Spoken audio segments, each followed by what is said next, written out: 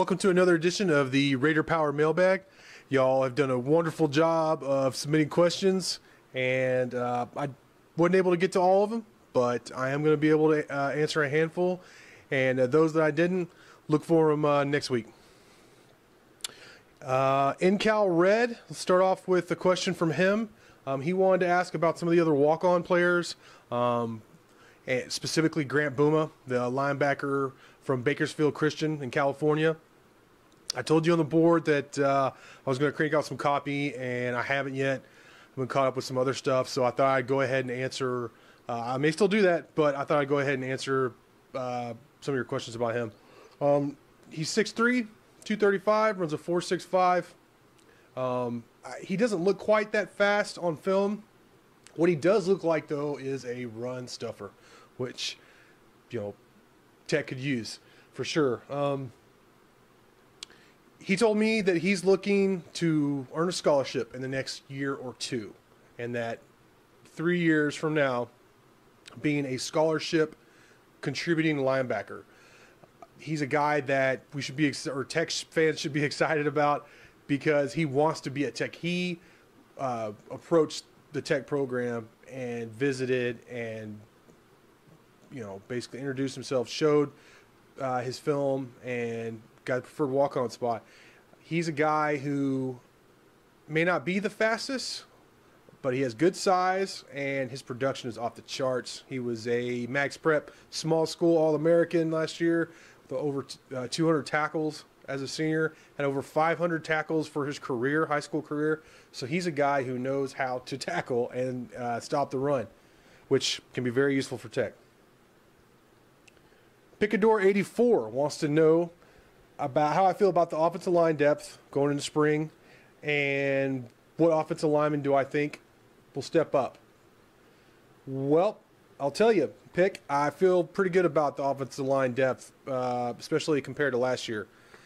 They bring back some guys who may not have been ready last year, but they went through the fire and they're back. Guys like LaRaven Clark and Castor, guys like that. And one guy I'm really excited about is Balin Brown, who started the last 3 games as a true freshman. He looked really good, especially he played both guard spots, 2 at right guard and 1 at left guard. The last game was at left guard, I believe, against Arizona State, which obviously the offensive line was fantastic. The 2 junior college guys, really excited about, Shaq Davis, Dominique Robertson, new coach, special teams coach Darren Chiaverini. He came in from Riverside, brought Robertson with him. Obviously, they played Shaq Davis, the Mount San Antonio. He likes him, or he wouldn't have recruited him over to Tech. So those are 2 big, athletic, JUCO All-American types, mean guys that you want as far to add depth, and both of them may start next year. One or both of them may start. I really like Cody Hayes, who's a redshirt freshman, going to be a redshirt freshman next fall. He's from Fort Worth, Eastern Hills. I got to see him a little bit. Got to see him compete at track in the discus and shot put. He is a very athletic guy for his size, 275, 6'4", 275. He's a guy who obviously can put on more weight. I'm really excited to see how much he's grown from last year, this spring, and what he can bring to the table. Tony Morales is another guy I got to cover a little bit. He went to Arlington Sam Houston High School, and he was a guy who I think most people thought was going to be a big-time contributor, and his brother, Alfredo, was kind of considered the throw-in. And, of course, life happens. Tony's been hurt a lot. Alfredo has played. So I'd be interested to see if Tony can get back from injuries, some of the injuries he's fought, and be a real contributor like he was expected to be when he was signed. Then you have Josh Outlaw, another redshirt freshman. I'm interested to see his development, his size, big guy, and 300-pound, 6'3", 300-pound dude. Want to see what he can bring to the table this spring. Okay, Displaced West Texan and Z Tanner want to know basically our chances of signing at some of these big-time recruits that Tech has offered and gone after. Tech's chances of signing. I think let's start off with Kyler Murray, quarterback from Allen. He visited last weekend. I'm going to preface this by saying I'm going to be definitely not going to be optimistic. You may not. Don't be depressed when you hear this. I definitely lowball on something of these percentages just because almost all these guys are at least 4-star coveted guys. So Kyler Murray from Allen, he visited last week. I'm going to put that at 25%. I know a lot of people have said A&M's a front runner, and I mean obviously they're in the discussion. But I spoke with his dad Kevin a little bit a couple months ago, and I tried to get a hold of Kyler, but Kyler, they're being real guarded with him. But I have spoken with him in the past about it, and I think they're somewhat open. I think Clemson's definitely in the mix with the offense they run. In Tech, though, obviously he visited, so they're in the running. This quarterback-friendly offense, and he's going to get an opportunity to shine here under Kingsbury. Darian Daniels, defensive tackle from Dallas Bishop Dunn. He's a legacy. His father played. Our staff talked to him earlier this week. I think he has a lot of potential. He's 6'3", 275. He mentioned he does like Tech, but he's one of those guys who is going to take his time, I believe.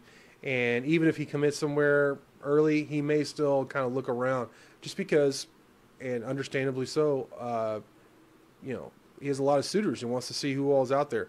But I believe Tech will have a shot. Now, as far as a percentage, I'll say 20%. Braden Fehoko, this guy, obviously with his family, with his older brothers being a part of the program. VJ just transferring from Utah. Coach Mike Smith has been widely reported and talked with him that, the relationship he has with the Fehokos.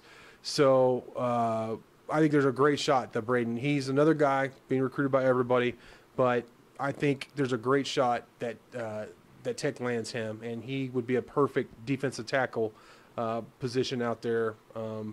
Run stopper, but could also rush the passer a little bit, athletic, could hold the point of attack. I think there's a good shot. I'm going to say 40%. Soso Jamabo, I always butcher his last name. I'm going to say 1%. I think he wants to go to a place that's a pro style, or at least a place where he's going to get the ball a lot more than what Tech has shown. So while Tech is offered, they're definitely talking to him, I don't see it happening. I see him going to Alabama or A&M, I hate to say, or someplace like that. Chris Warren, 6'2", 220 running back from Rockwall. His dad played in the NFL. I haven't seen him in person yet, but he's supposed to visit for junior days next weekend. I think Tech has a better shot with him than you'd expect based on some of the things you heard. We had a story on him earlier this week. I'm going to say 20%. He's going to visit. Tech's going to have a shot. I think he has the skills to both play in a pro style, 25 carries a game kind of guy, or 20, 25 carries, but he's also can play in the spread. I mean, he's talented enough to play in the spread, and Tech could really use a goal line back like him, but who can also be a receiver for him. DeMarcus Lodge, a receiver out of Cedar Hill, great 5-star receiver. I honestly don't see it happening. Now, he's a receiver. Tech has a better shot with receivers, the 5-star receivers than they do other positions for obvious reasons, but I really don't see it happening. I'm going to say 5% just because he's a receiver. Ryan Newsom, 4-star, very talented, fast, 4-star receiver out of Aledo. Tech's in the discussion here. He's being offered by everybody. I mean, he gets it seems like a new offer every day. But his skill set he's a lot like Ian Sadler, where you look at him and you see he's a Texas Tech slot receiver, a kick returner, punt returner. I mean, he could star at Texas Tech. And I've talked with him a bunch. Staff talked with him a bunch. Tech definitely has his ear. He's definitely considering Tech. And I think Stidham committing, because it's been reported. I've talked with both of them about it. They're buddies. I think Stidham committing would go a long way towards landing Newsom as well. And you're talking about a couple playmakers there. So that would be huge. I'm going to say 40% with, well, I'll say 35% with Newsom. So next question. This is kind of along the same lines. Martelo, and if I'm butchering your name, just let me know on the board. He wants to know, Martelo wants to know next commit, who the next commit or 3 or 5 with the best shot might be of committing. It's kind of hard to say. You hear a lot of prospects are interested in Tech, but as far as being ready to commit, Stidham is one we talked about. Another guy is Round Rock Stony Point wide receiver Justin Gamble. I really thought he was going to commit last fall after he visited he made it unofficial for a game. But he hasn't. He's kept his options open. Right now, he only holds offers from Texas State and Tech, but a lot of other BCS and some Big 12 schools are talking to him. So he's mentioned how much he loves Tech and what a great fit he'd be. He's about 6'6", but he's 4'4" guy. Plays a lot bigger than his frame. So I could see that happening. I could see him committing in the next month or so. If not, then I do believe he will probably, if Tech wants him, that he'll end up in Lubbock. I did speak with Blaine Bill. I interviewed him today after he got back from with the whole athletic department from Houston for the recruiting recap dinner. But he released this afternoon a lot of the spring dates. A lot of it was already out there anyways, but I wanted to run over some important spring dates with y'all and let y'all know for sure, what's up, what's in store for the spring. So let's start off with the first spring practice is March 5th. There's a fan day, an open practice, March 14th. The Midland practice, I know a lot of people are excited about that. It's an open practice. It was a big hit last year. That is March 29th. The Friday Night Lights, another open practice. That is April 4th. And the spring game is 11 a.m. April 12th. So a lot of excitement around there. Like I said, we have Junior Day coming up next weekend. I did ask about the summer camps. I know somebody wanted to know about the summer camps, and they have not released that. Blaine said they have not set a concrete dates yet. So I know that TTU Gunslinger 84 wanted to know about the campaign of Fearless Champions, about the more than $100 million, and Blaine Bill wanted to stress that more than $100 million campaign to fund a lot of athletic facilities. I believe it's 25 different athletic facilities for all the sports and scholarship endowments, all kinds of things like that. Indoor practice facility, I know a lot of people want to hear about. It's definitely in the works. They don't have a timetable, and they're not even sure exactly where it's going.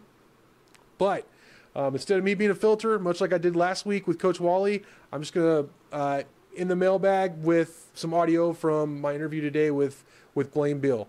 He also, I'm going to add in there, this wasn't in the mailbag, but we obviously was discussed a whole lot on the basketball board, the Marcus Smart situation, the process of how Tech handled it, and responding to a lot of the national criticism, the erroneous, I want to add, national criticism about Texas Tech, Lubbock, and West Texas.